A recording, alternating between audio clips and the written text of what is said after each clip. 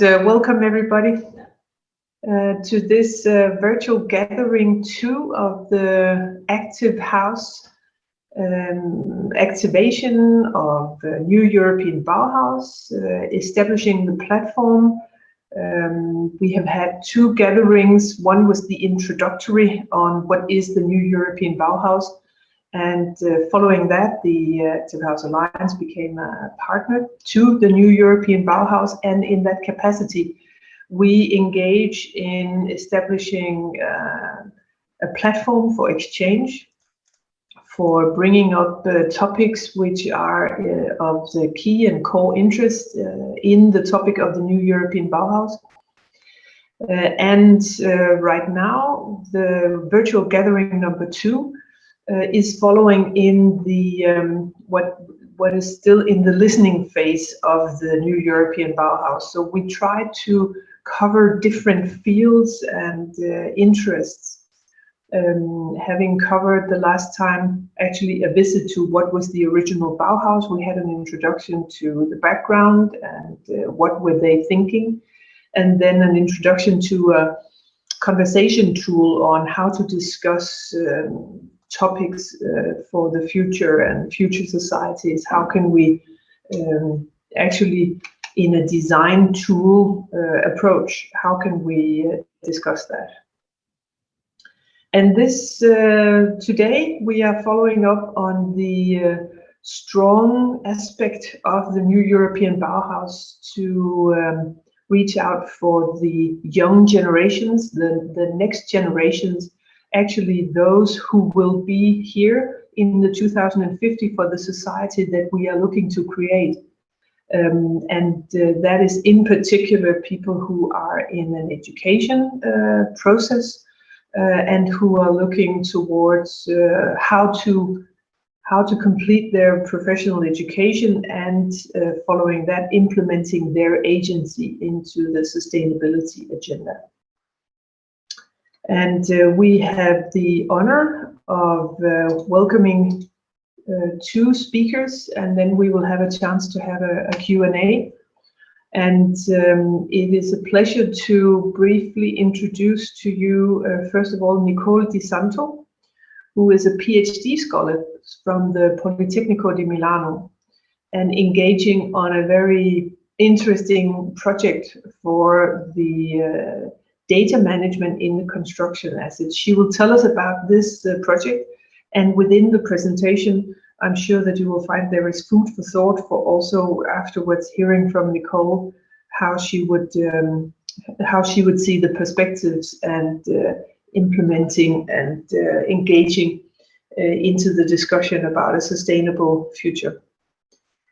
Following that, we have the pleasure of welcoming Joseph Elborn, who is Secretary General of the European Youth Forum, and also a partner in the New European Bauhaus. And we have met during partner meetings, and it is obvious that with the huge member crowd that Joseph is representing, he has very interesting and important viewpoints to bring to our attention, and also to bring forward into the discussion, and right now in the listening phase of how the New European Bauhaus is shaping up. So he will present, of course, briefly the organization, but also a report that has been completed recently.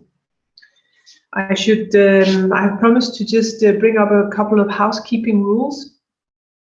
You can speak, raise your hand option, use that please. And when you then get the word, Nadesh will let us know when it's time. Please introduce who you are, and if you have a technical issue, write to the Secretariat. We are recording this virtual gathering to enable the people who were not able to attend today to also listen in afterwards. So please be aware that not only the presentations, but also the possible questions are being recorded, so you are under correct GDPR information. I should say my name. It's Lone Pfeiffer. I'm the Secretary General of the Active House Alliance. I'm an architect of profession myself. I'm a strong believer in the Bauhaus school as such, a great fan. And I'm really happy that we are able to process the platform and to engage and exchange on the knowledge and the necessary discussions and challenges that we are looking at. How can we solve this? So with these introductory remarks, I think I will pass the word to Nicole. And Nadej, will you share the screen, or will Nicole? Nicole can share her screen. Yeah. Good, good. So I'm just gonna stop. Yeah. And okay. while Nicole is putting her slides up, may I ask all of you who logged in as Alberto Crespo to try and rename yourself? We're sorry for this technical glitch, quite funny, but we seem to have a number of Alberto Crespo. So if you could just rename yourself so that we know who you are. If you want to ask a question, we know who is asking the question. Thank you very much. Up to you, Nicole. To everyone, can you see the screen? Yes, we can. Yes. And we can hear you well. Okay. So good morning, everyone. I'm Nicole Di Santo, and today I'm going to speak about my research project as PhD scholar at Politecnico di Milano. So I have defined the topic of my research project as the potential of phygital active house approach for cognitive and predictive buildings in a BIM multipurpose workflow definition. So the Velux Lab is the laboratory of Politecnico, where I'm conducting my research under the supervision of Professor Marco Imperadori. And the general topic of my research is about the data management of cognitive buildings and the integrated information approach of Active House. And I'll now better explain the subject. But before, I here will point out the path conducted till the definition of the state-of-the-art and research project bibliography. So, concerning the themes just highlighted, the research project proposal define innovative models for the information management of the entire life cycle process of the construction asset, doing this through the digital twin and augmented interactive analysis for a BIM multipurpose workflow that is seen as a building stock revolution concerning the cognitive and the predictive active houses, such as the Velux Lab laboratory. Therefore, it is inspired by the idea to define innovative models whose development is designed to hold everything. So, in the current scenario, BIM logarithmically interested the realities in the construction sector, and this results in a need for standards to avoid the existing performance gap between the real and the expected digital behavior to better manage the information and performances. So the research question focus on how to introduce the digital system to players and on how to apply standard frameworks and regulation to the digital twin perspective on the way to sustainable development. In particular, it will also be considered how to manage the data collected with the Active House tool, and therefore on how to visualize everything into a unique shared platform that is easily understandable by everyone. So several phases mainly divide the research until the definition of the state of the art of the research project bibliography.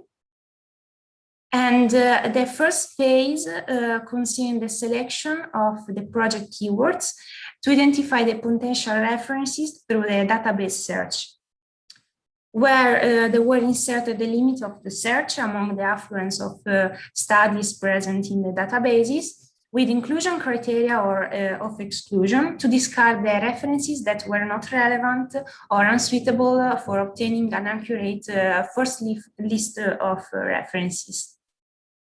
Then each search was saved, and since it's not possible to define limits with Google Scholar, it was only used for a quantitative evaluation, and then the results were compared. The first observation of the document shows that these topics have begun to play an increasingly important role in recent years, and this in fact confirmed the feasibility of iVision. So the next phase of the search, considering the wealth of available studies, involves the intersection of the previous individual research and the observation of this result conducted to the first bibliography construction of references, where here the bigger fields are highlighted.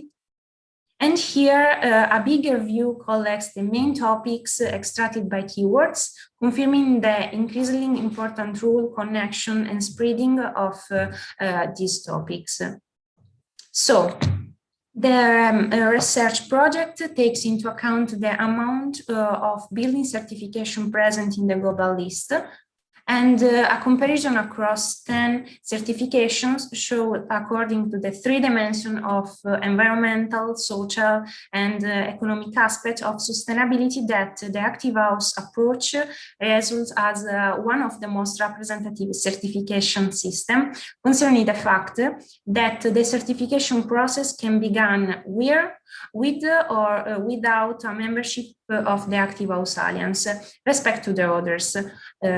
Certification. Therefore, the research project uptake the Active House vision based on 9 and quantitative principles.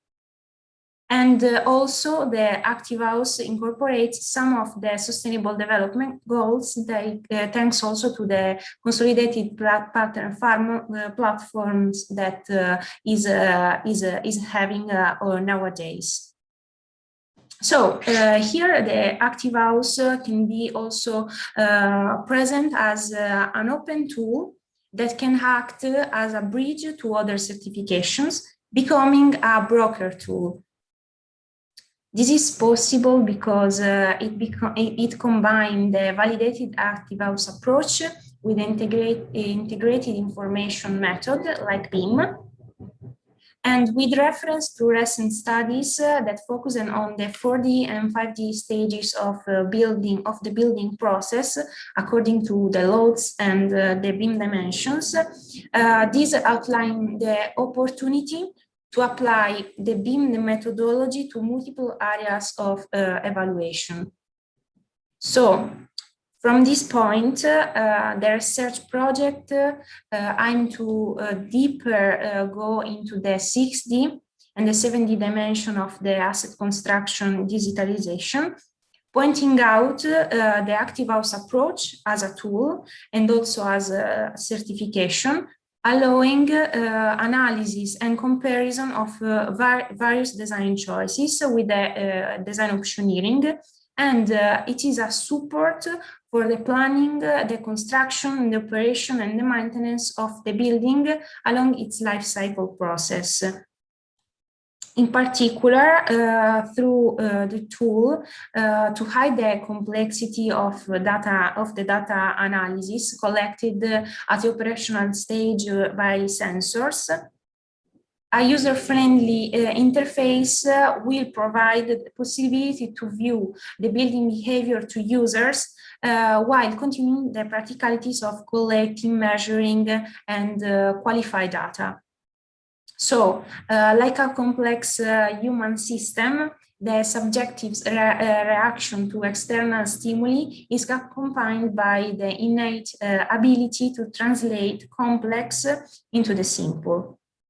This is seen in the tangible and progressive technological developments of new generation cars, which can provide the user simply and effectively of the complex information to any end user.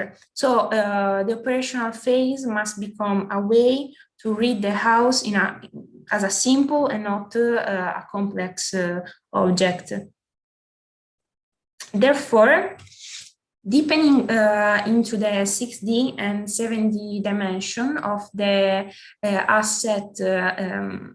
asset construction digitalization, through the active house approach, the aim is to establish a dialogue on how buildings, home can be in harmony with people, giving them information about the indoor level of comfort and the overall energy efficiency, but in a simple way.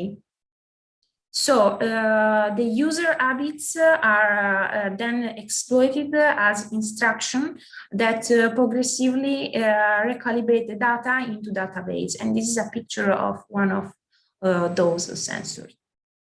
And here, the active house, I say that the active house, as Lone was saying before, is partner of the European Bauhaus initiative, and it welcomes the cross-disciplinary thinking that is necessary to fertilize and progress the sustainable buildings, but also to facilitate conversations between different stakeholders. So here, there are 3 case studies that I will focus on, selected by scale sites of the project, with the idea to collect the data registered by the sensors in real time, finding a way to organize them to reach the simplicity that the end user needs to be a proactive part of the project.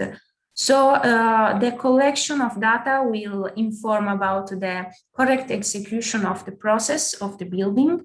The real-time data analysis will be helpful to recognize the potential dangers and then proactively suggest the best solution procedure. So then the information will be presented to the end user in the most effective and understandable way. Here, in fact, again, some view of the smaller building scale of Velux Lab that is fully sensorized.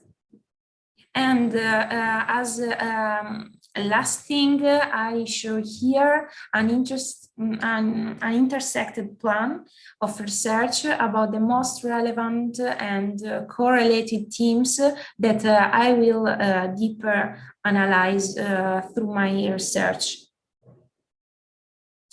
And to conclude, I will mention a phrase of Shenzhen, who assert that it's not simply about introducing objects into context, but about activating a sympathetic relationship between them. So with this, I conclude my presentation, and I thank you to listen my discussion about the research project that I'm developing. So thank you. Thank you very much, Nicole, for giving us this very short but insightful introduction into your research project. It seems that you've already come a long way, but how much time do you have in front of you? I have 3 years, so yeah, I have a lot of time to work on it. You do, but you have already come a long way. So thank you very much. Very interesting. And we'll come back to the topic. I have some questions for you about how you see the role of buildings also for the new European Bauhaus and what can it actually mean? How can we look at buildings differently? Because I sense this is also what you are suggesting about the context. But let's get back to that in the Q&A session. I would like to immediately pass on to Joe. Hello, Joe, and welcome. Hey, how are you going? Hello, morning. Thank you for joining us today. And I know you have a presentation and also like you said, it would be nice to be able to have a conversation, but I think we should first listen to your presentation. Yeah, cool. And you mean in the chat bar, if you want to ask a question or anything, feel free to throw in anything there, especially if you're called Alberto Crespo, because that's quite exciting. Is there a real Alberto Crespo here? I think he's here. Yeah. Alberto. Yes, there is. There is. Hello. Yeah, so I can take this opportunity again to ask if you see that you are named Alberto Crespo and that you are definitely not Alberto Crespo. If you know how to do that, you can rename yourself. Thank you, and sorry for this technical glitch. Yeah, I think it's awesome. So hey, everyone, and thanks for inviting me here. I guess I'll start off with the caveat of, I think what I'm going to talk about probably comes from at the edge of what you guys are interested in the sense of, European Bauhaus, buildings, construction, all that kind of stuff is definitely at the edge of my comfort zone, and not something I've massively engaged with. But I think that one of the objectives of certainly talking to Ursula's cabinet and the people there of the Bauhaus was to bring together some slightly strange people who maybe don't engage with each other very much. So that's sort of a bit what I'm going to do today, is tell you a little bit about the Youth Forum. And obviously where we interface with the Bauhaus isn't from a construction point of view, but it's very much from a civic space point of view, about creating spaces for participation, for dialogue, for protest, for democracy to thrive. So I'll be somewhat brief in the sense of there's 30 odd people here, and I'd love to have a chat with you more than talk endlessly.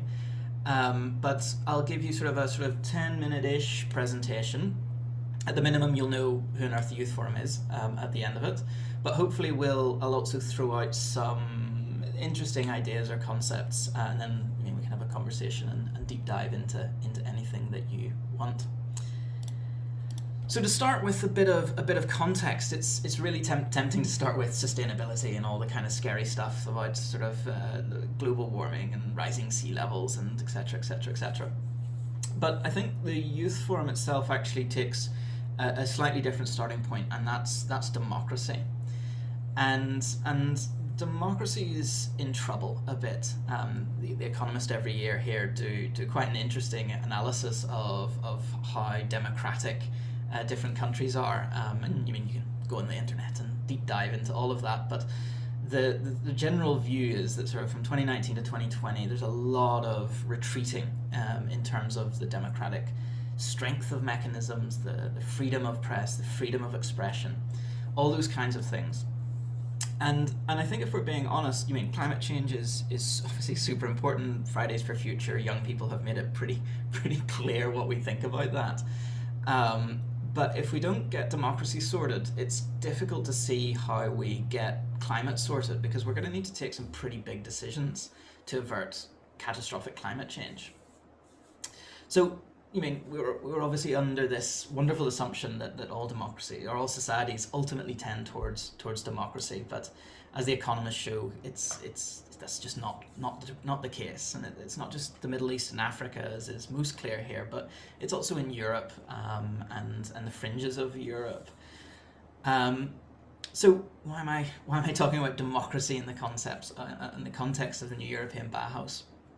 My hope is that the Bauhaus and new European Bauhaus is a little bit of a pushback against populism, because if we can create new green spaces, that's going to increase and enable better social participation. And for me, that participation piece is the antidote to populism, because populism is about extremes. It's whenever very extreme people capture the narrative, they capture a space.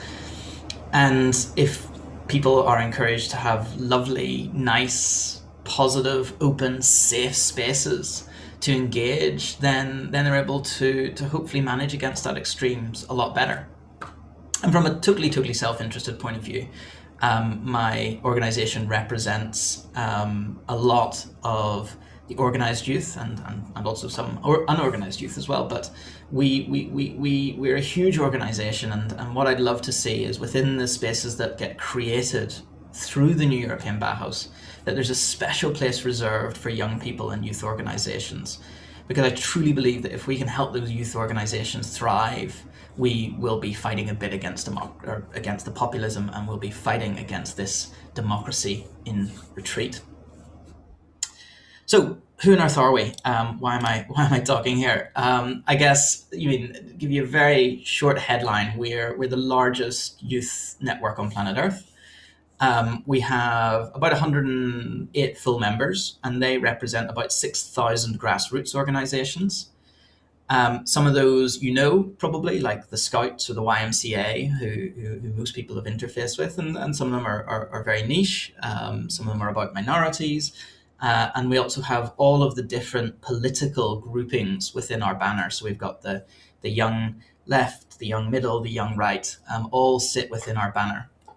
And we do two things. We run one of the largest micro-democracies in the world. So every 2 years, we elect 11 representatives, young representatives. And whenever we do our sort of membership survey, we look at how many people we connect to, and we connect to about 40 million young people across Europe every year. So that's a huge amount of people that we feel we represent.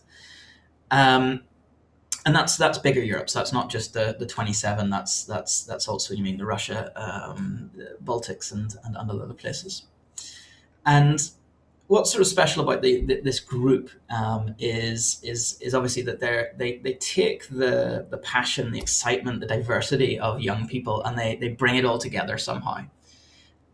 So they'll have their own interests. The Scouts talk a lot about scouting, and the YMCA talk a lot about what they want to talk about. But they take this power, they take this channel, this amazing power, and they turn it into learning, they turn it into fun, and they turn it into political action. And what's clear is that, especially about the last part, that political action, that power represents a risk to people. And if we remember, the first thing I presented, democracy, is backsliding, amplified by all of our digital realities. That's becoming a real challenge. We're seeing right the way across the board real pressure and stress put on civil society, on participation. And I'm not just talking about Hungary kicking out liberal universities. I look at even governments that are meant to be really sympathetic and support democracy. I look at our sort of friends across in the UK, for example, and the civic space there is being brutalized in an effort to control and tame that power, in an effort to control that narrative. And obviously, I think we can hopefully all agree that a healthy democracy is not afraid of dissent, and in fact, it welcomes it and it nurtures it. And I think that the new European Bauhaus is an opportunity. Again, obviously, we're talking about huge concepts such as democracy, but it's an opportunity to make a small difference, to create those safe spaces where young people can gather, old people can gather, anyone can gather, where they can organize, where they can dissent.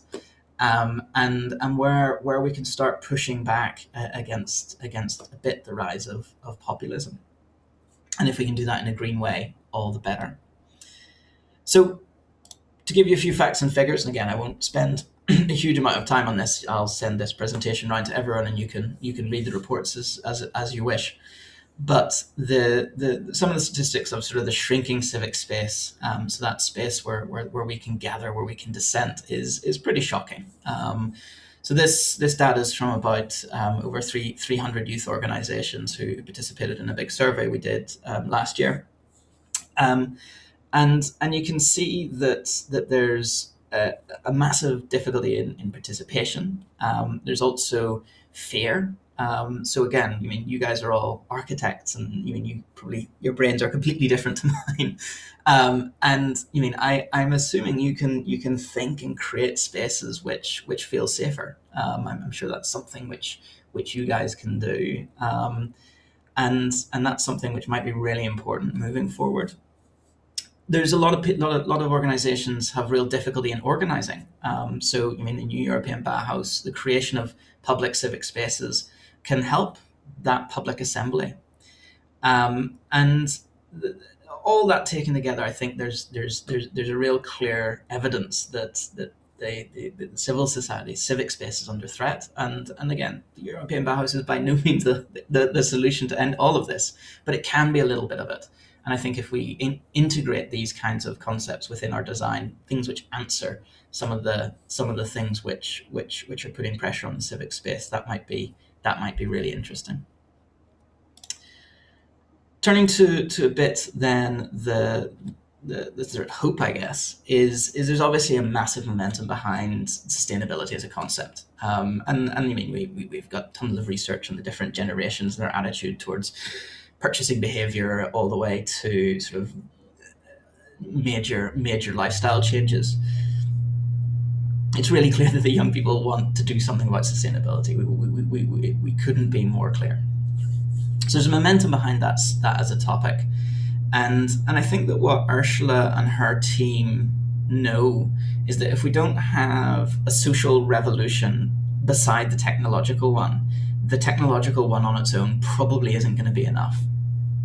Taking a trivial example, well, not trivial, but an example is if we don't change the consumer behavior to reduce our meat intake, it doesn't really matter so much if we've got all the solar panel and all the wind power generating our energy on planet Earth.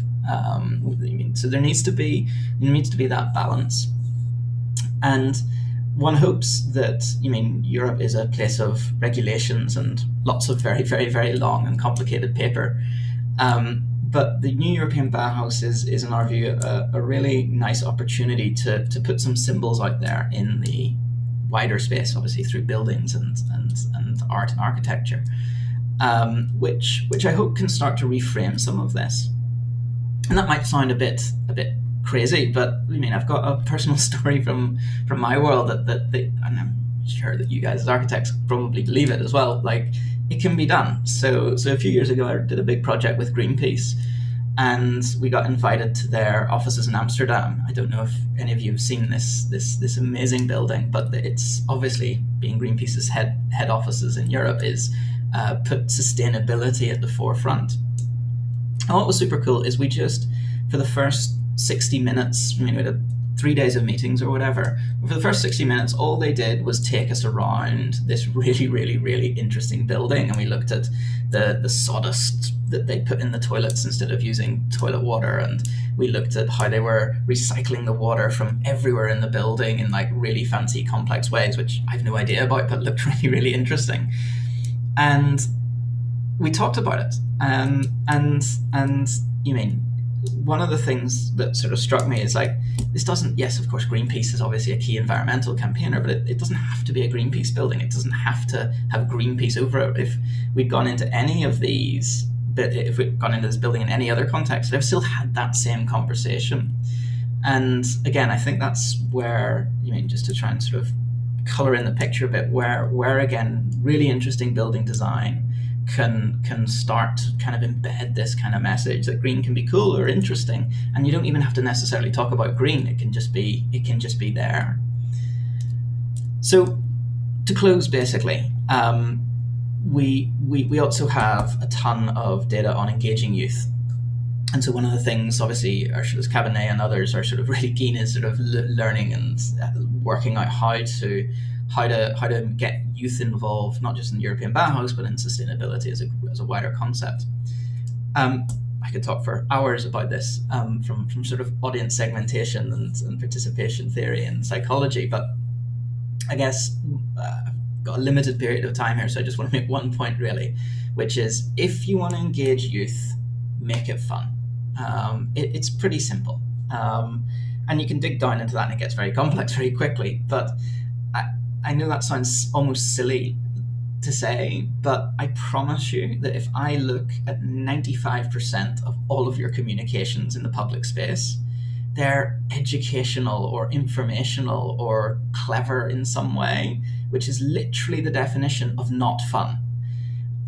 Like you look at any 95% of stuff that come out of the European Commission, it's not exciting. It's not like you can engage with it very much. And certainly, this is what we're saying to Ruth and her team, who are obviously leading this project, and what we're putting in is like, let's use the new European Bauhaus to be a space which is fun, and the communications around it is fun, and the excitement around it is fun. Because I think, we don't need another very long, complex, graph-filled paper on sustainability. We have a lot of those already, but the Bauhaus could be something really, really different.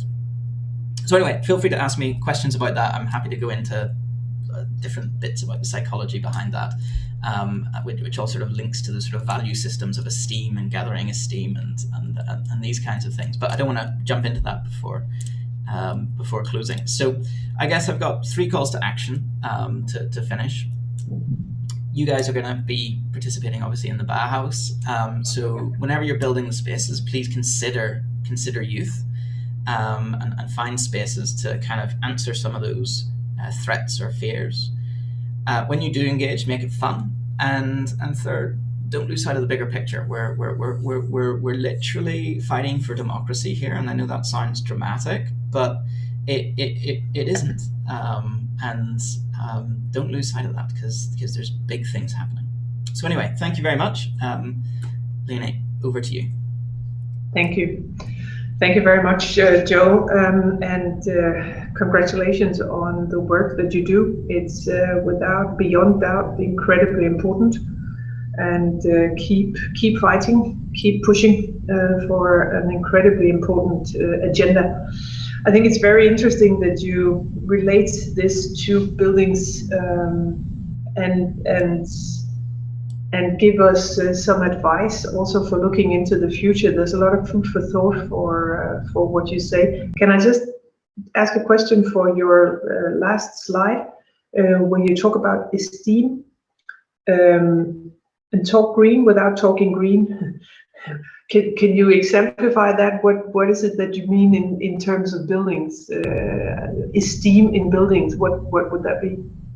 Well, I'm tempted to throw that back to you guys as the experts on architecture, but I think what we need, one of the key things, this comes from lots and lots and lots of research from sort of environmental NGOs, is the people who you can convince with the scientific argument are broadly convinced.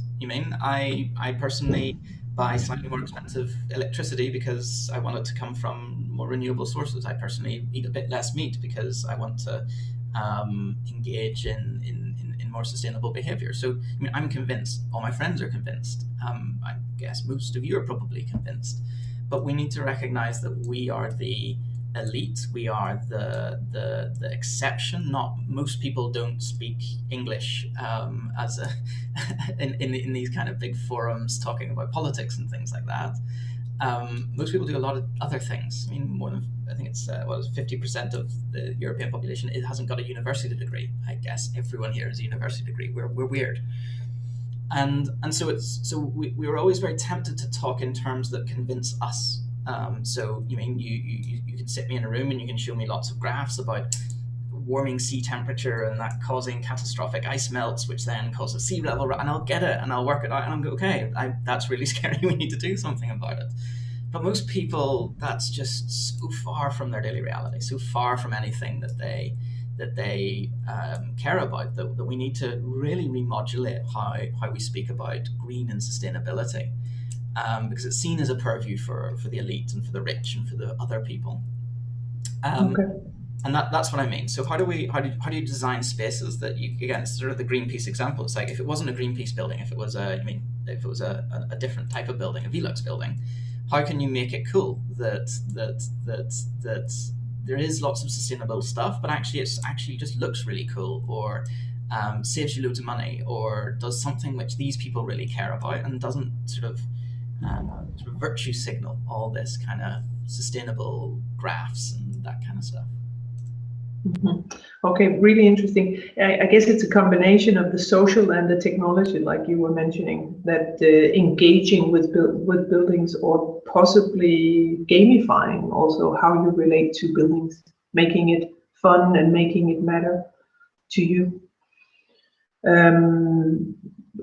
Can I ask you something? When we talk about buildings and sustainability, I think this profession that we represent in the Alliance, the building profession, architects, engineers, builders, developers, we tend to be a bit serious about all this, and in relation to youth, maybe also a little bit boring.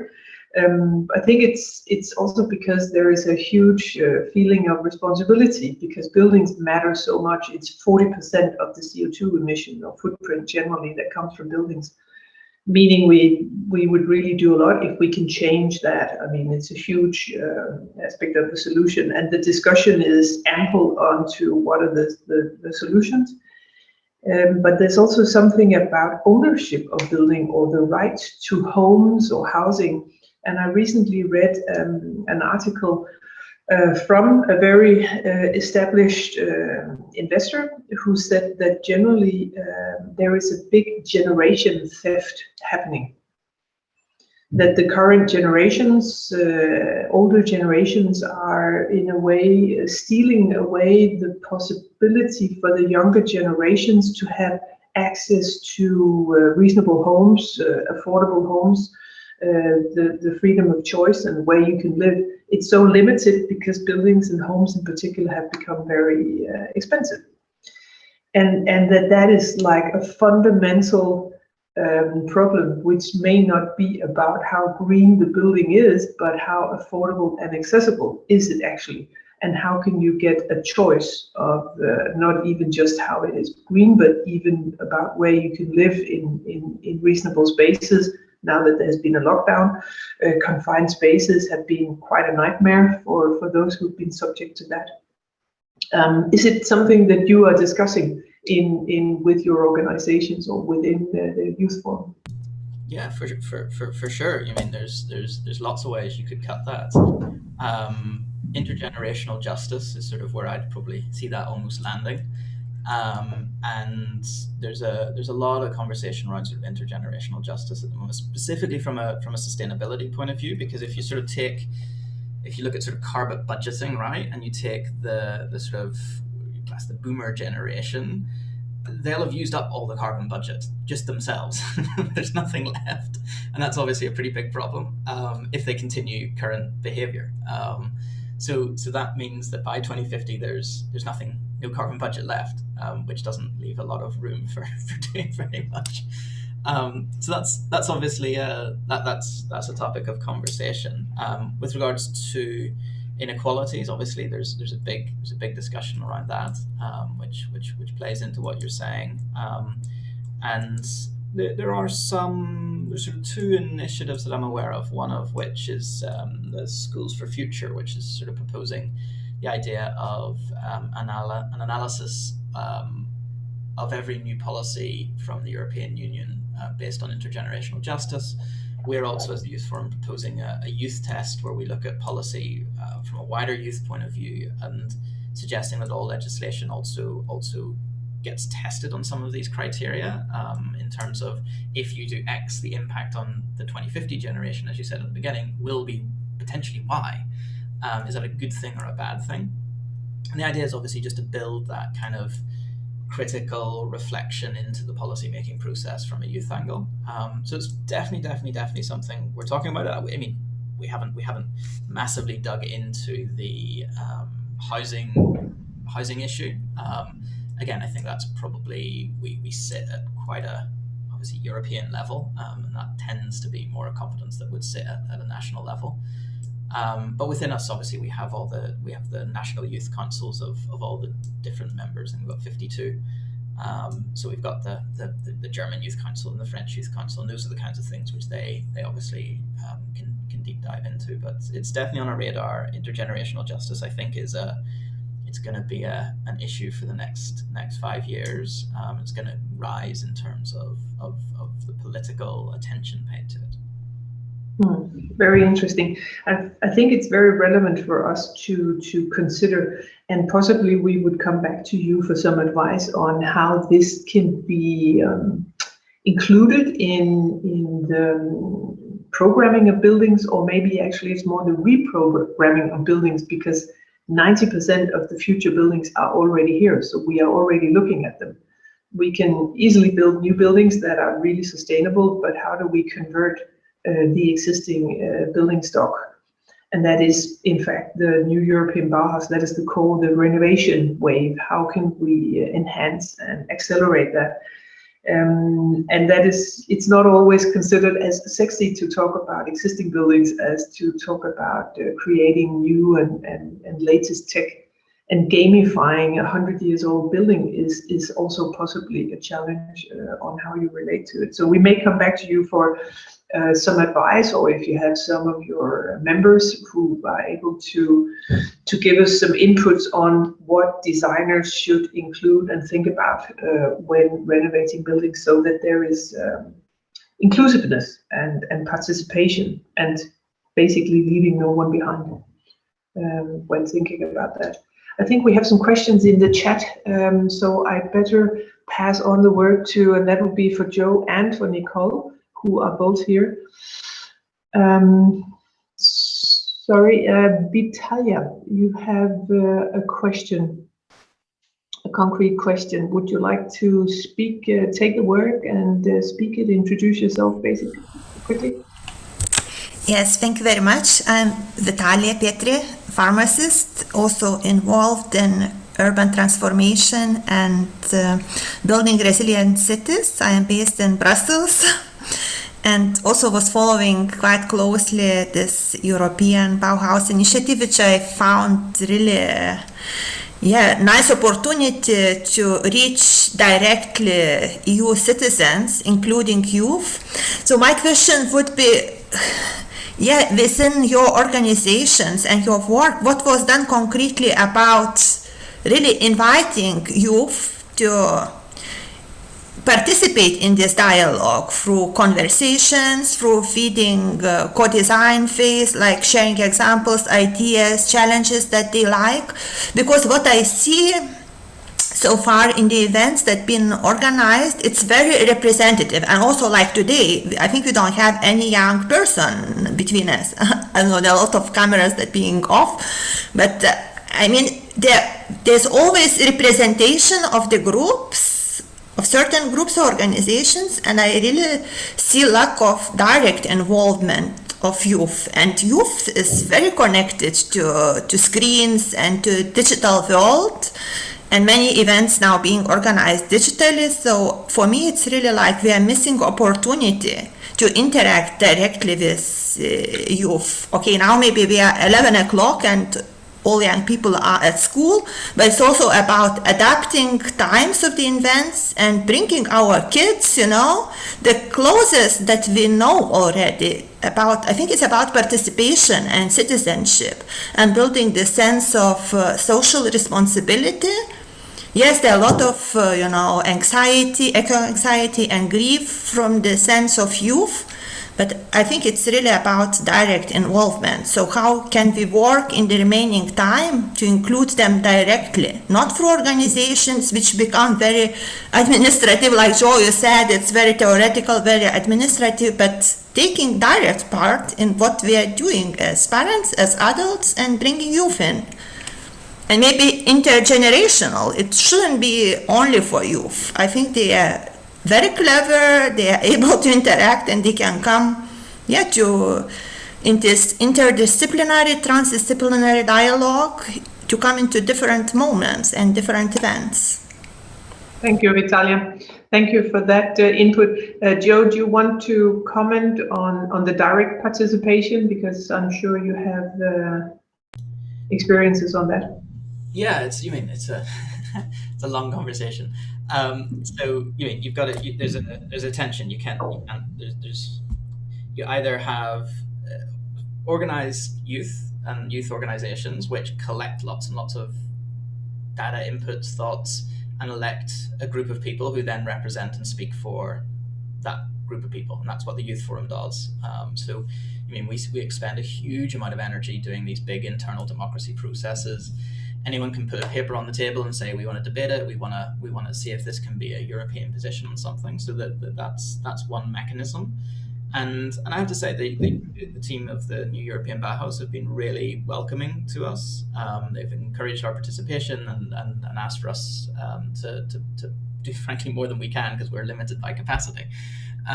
So I mean, from my point of view, the new European Bauhaus have done it quite well, their team. Obviously, if you look at other things, they're terrible at engaging youth. And so, you mean, it just depends on the project. In terms of direct participation, then you've got a different question, I guess. So you can obviously do big polls where you can sort of ask a question to thousands and thousands of people on Facebook or LinkedIn or Twitter or whatever. And you get that direct engagement, but that is necessarily very shallow because, I mean, they're going to give you 3 seconds of their time. You can't have a long conversation. You can't do a workshop. I mean, you can't do an in-depth workshop with thousands of people. Well, that's not true. We're trying to do that for the Conference on the Future of Europe, but like, that's because we've got a massive budget and a team on it. But generally speaking, it's very difficult to get that sort of qualitative engagement. And that's why youth organization and youth representation is really important, because then we can have some experts who can speak on behalf of these people. There is a democratic mechanism to elect and obviously not elect people that you agree or disagree with.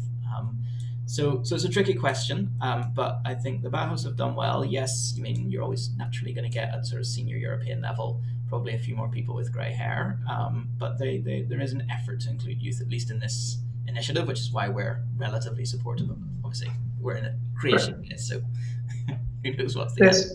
Great, thank you. I would also like to connect a couple of comments to the very good question.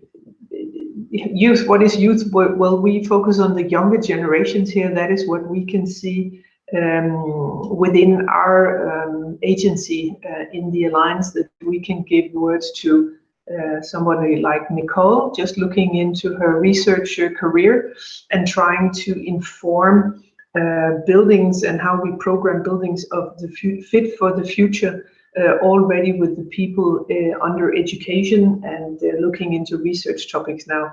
And maybe that is not directly the teenage generations, but more the ones who are under education. The Alliance has 18 universities covering actually the world. We have recently Australia, Japan, and South America. And what we would like to do for the future is, by the autumn, we celebrate our 10 years anniversary, and we will do that, of course, looking back, but mainly looking to the front and saying, so how can we engage in the spirit of New European Bauhaus? How can we describe the future of buildings, not the way that we have done all the time, but more like a fit for the future society. So that is what we do on our behalf. There's a question from Selma Harrington. Selma, would you like to unmute and pose the question? Yes, thank you very much. And thank you, Joe and Nicole. It's more of a comment, because it resonates a lot what is said. It resonates with me. But I was just wondering, first of all, the attraction of New European Bauhaus is exactly that it allows us now this cross, conversation, cross-generation, cross-disciplines to a certain extent. And yes, Joe's observation, yes, it is a bit, it is somewhat elite, because it naturally appealed to the ones that already have some knowledge or work in the same spirit. But I think also it struck me what even Joe was saying, the activity of youth or any movement that tries to change things kind of happens in public space, seeks place at the table. And when it comes to the built environment or to the public procurement or even to public services during COVID, I think there is more and more awareness of the need of public service to be kind of reinstated. The words or the book of Naomi Klein resonates with me, with sort of, simplifying of economic model, in a sense that it eroded public space altogether.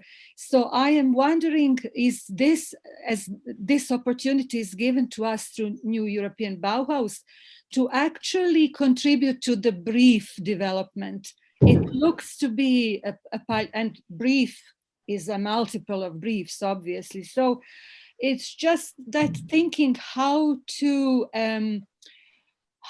sort of, not to use word regulate, but enable the place at the table for the conversations before things are happening, before we need to react, before we need to protest or seek alliances to make things different or have our say. So it's a comment. I might sound confused, but maybe Joe has some reflections on that. Is that what would help more democratizing of the process of procuring built environment or spaces within built environment for public participation? Thank you. Thank you, Selma. A very interesting comment and input. I can see that resonates with another question in the chat from Claire Kimball. An example of successful communication about sustainability and non-architect designer involvement. So Joe, basically, maybe it is a very quick picking your brain if you can think of any examples, or maybe if you can't, we would put that into a future perspective. Yeah, so you mean COVID is going to be an opportunity, right? So to quote back Naomi Klein and her shock doctrine, is sort of when societies have a trauma, there's an opportunity for change, right? And that's something that we have. There's obviously a lot of risk with that, because there's also a tendency towards more democratic backsliding whenever societies are threatened. But how do we engage? So examples of communication about sustainability. Yeah, there's tons. I'll dig out a few links, and I can certainly send them to you. I think that I sit with all the kind of big green NGOs relatively regularly, and they've come to the realization that we need to talk about green without using the word green, or talk about sustainability without using the word sustainability. And there's lots of ways that they're trying to do that, and there's lots of sort of modeling and things. I can send a few links. It's too long for me to go through lots of examples, but it can be done. And I mean, one example that comes off the top of my head is in shopping malls. Is go if you can engage a shopping mall audience, your message is probably the right one, because that's where you find lots of normal people. So if you can build a really cool, like kind of one of those temporary building structures and showcase things which are sustainable, but you don't talk about it being sustainable, you talk about lots of different other things. And if you can attract a load of interest through the shopping mall naturally, you've probably got your messaging right. That's an example by a guy called Chris Rosell. Again, I'll send you that link. So they're definitely out there, and it can be done, and it is effective. In terms of bringing democracy into public procurement, I think that goes into territory which I'm not at all comfortable with, in terms of I just don't know enough about that. There's obviously a trade-off in democratizing anything, in the sense of it tends to slow things down. But at the same time, it gives oversight, which is, there's a delicate balance there. And certainly in the small experience I have with public procurement, it's obviously the fairness thing is you have to make sure everything's fair and transparent. So does that challenge that in some way, perhaps?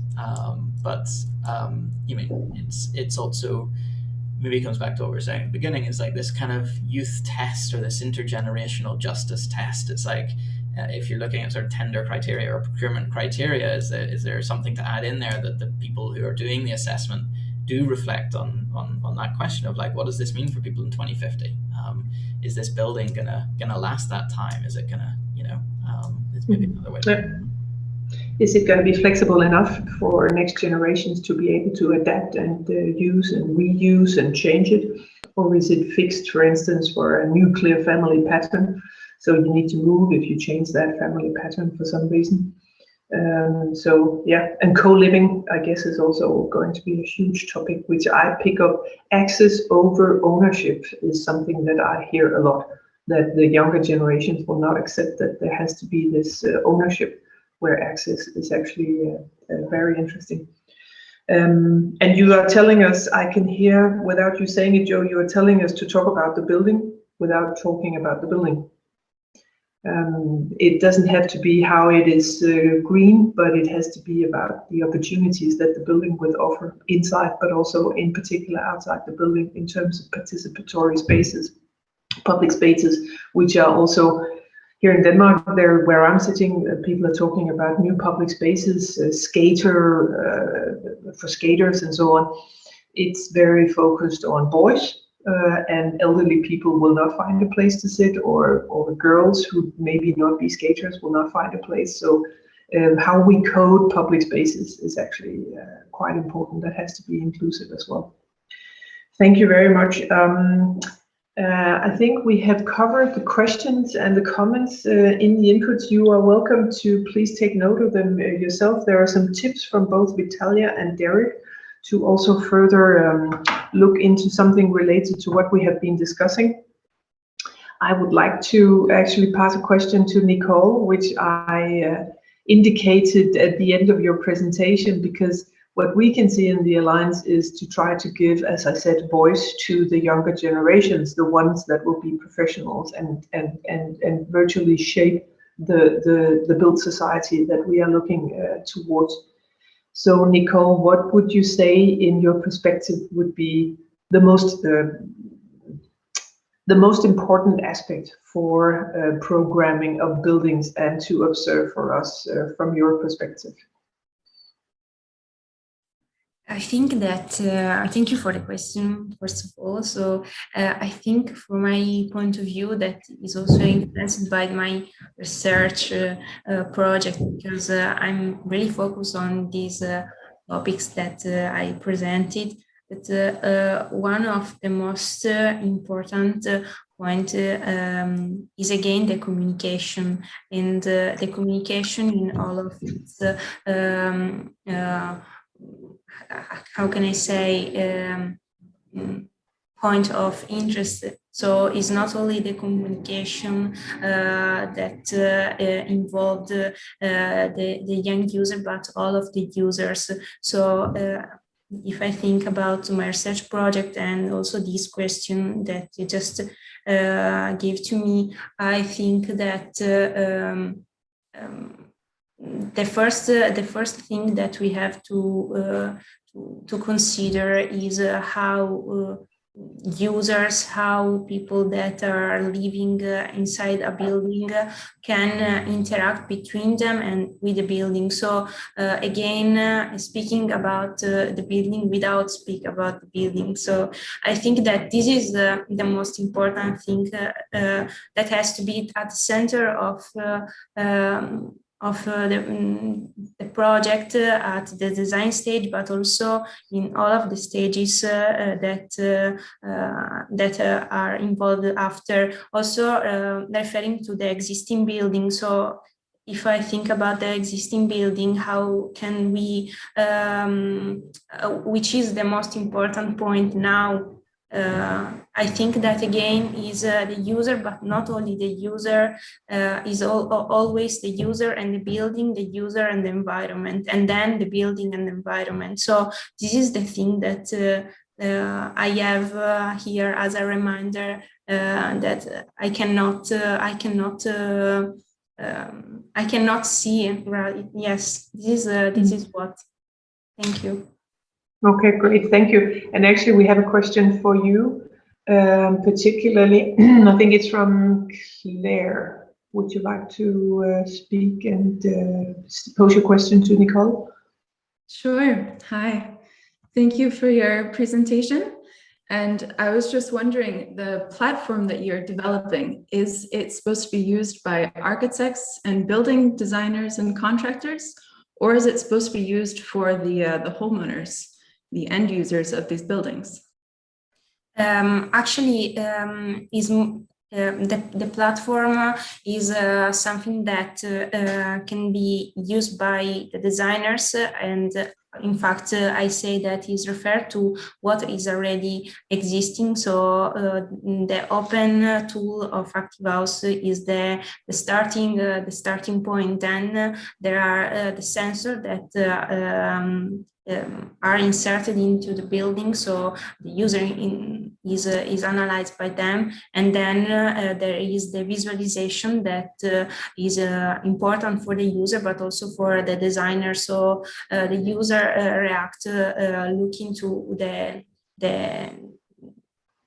looking to this data, and the designer knows what has to be done, but it's the system that autonomously reflect what has to be done. I don't know if it's clear. So I think that the answer is for both. Great, thank you very much. And I can see that Joe is posting the tips on mock CO, the mock COP as one example, and also to a great book from Routledge that gives further intro. And there is a comment also from Bulgaria about the attention to these aspects and how can we make it relate to people. Thank you very much for the comments and for the questions. And it doesn't end here. We continue the conversation and the exchange. And as I mentioned at the beginning, this is the listening phase. And this is what we are with these activities trying to contribute to, engaging and exchanging on what is it that matters. I think this has been really interesting to hear from you both, Nicole and Joe. Thank you for your presentations. And it gives us a lot of food for thought for how we can actually combine across not only the partners in the new European Bauhaus, but also in particular the communities that we respectively represent. So I think we would be happy to come back to that. I would like to, as the final tip, actually give a tip. We have already communicated it on our social media channels, but I can see Claire, you are here in the audience. You just posed a question. So that is very lucky, because this was my recommendation for all of you. If you are interested in housing and renovation of that, there is a webinar tomorrow where your work, Claire, is being featured as a student. You have been able to get funding for looking into a strategy for residential renovation and how that can be made more sustainable. And I think within that also some inputs for how it can be made more relatable. So it's on our channels if you want to participate. And please go ahead. It's tomorrow, and I will definitely try and listen in also. So with that as the final tip, and I would like to say thank you to you all for participating, to Nicole and Joe in particular for your presentations. And let's continue this very important dialogue about the new European Bauhaus. We will have our next virtual gathering again the last Wednesday of the month, and that will be 30th of June. We'll give an introduction to the tool, which was already mentioned by Nicole. This is an open source tool, and we have awards upcoming that we will give an introduction to. And then you may have seen a little bird in Nicole's presentation. And talking about gamification and relating to buildings, I think this lies in continuation of that. And it's the airbird, which is a small bird telling about air quality in buildings in a very well-known way, imitating the canary in the coal mine. And that has been implemented and used in some different contexts, and we want to get back to that. So hope to see you there. Thank you for dialing in, and wishing you a great green day. Thank you very much, and goodbye.